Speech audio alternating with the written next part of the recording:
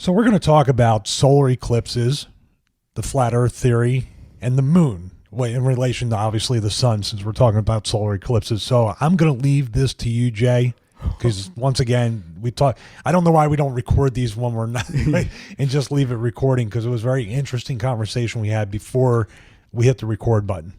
Sure. And hopefully this will be a little cleaner. No F-bombs or anything like that. Correct.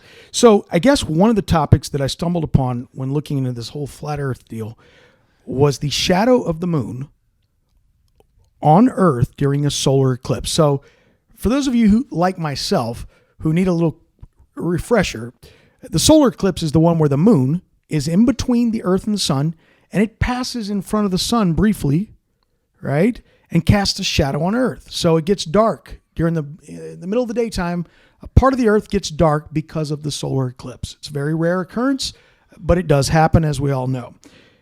My question is, I looked up the size of the shadow on the Earth, right? And science tells us that the dark shadow is 100 miles wide. Now, from our research, how wide is, what's the diameter of the moon? Like 2,000 miles? Correct. So 2,000 miles is the diameter of the moon. 8,000 miles roughly is the diameter of the Earth. So it's about a fourth the size. Now, my question is this. When an object creates a shadow, if you place an object right above the concrete on a sunny day, maybe a quarter of an inch off the ground, the shadow is roughly the same size as the object. What happens when you move that object away from the ground towards the sun? Shadow gets bigger. Exactly. The shadow gets bigger. So let's say we take a 2,000 mile moon on an 8,000 mile Earth, and almost 240,000 miles away. Right. We raised it up 240,000 miles away from us. Shouldn't the shadow get larger? That's what happens here. Yeah. According to what I see with shadows, that's what happens. But yet the shadow of the moon on the Earth is 100 miles wide. So it gets smaller. Much smaller than 2,000. Yeah, right. And I also see, I've read science's explanations. So before you hit the comments with, hey, man, it's the penumbra and the umbra. Yeah, I understand. I know what they're saying. They're saying that the umbra is the little black dot, the little 100-mile shadow. But the penumbra is the larger area. But yet we don't actually observe the penumbra. We don't see that. That's just something that science told us. It doesn't really get dark. We don't feel that shadow if we're in an area of the penumbra. The real shadow is 100 miles wide. So then I come across the flat Earth theory, and I read into that. And the flat Earth advocates say that the moon is not 2,000 miles in diameter. It's 30 to 50 miles in diameter. And it's not 240,000 miles away. It's 3,000 miles away. And I go, wait a second.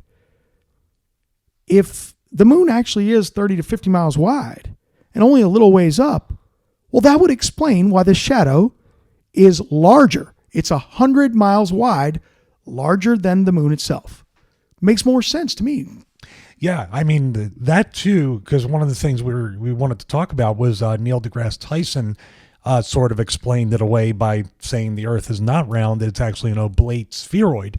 So even an oblate spheroid, it should have almost a kind of like a hot dog type shadow. If that's the shape or a pear, it should have a very broken up, not clean, round, right? This shape shadow. I'm just saying, I'm breaking it down with that.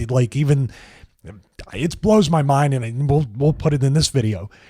If that's the case, that it's an oblate spheroid, even, why hasn't that changed in the schools, on globes, and why hasn't the model ever changed? And that's a separate video. We're going to talk about NASA with their images over the past 60 years of the Earth. Sure. Why is it now they know what the shape is? Yes. But we don't. Yes, somebody's lying.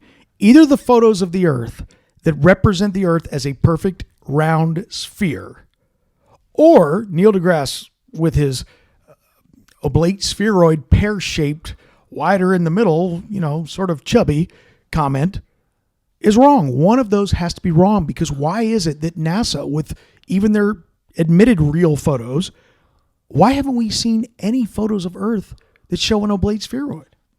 Well, more importantly, with this solar eclipse one, this is the only time in history, it seems to happen a lot.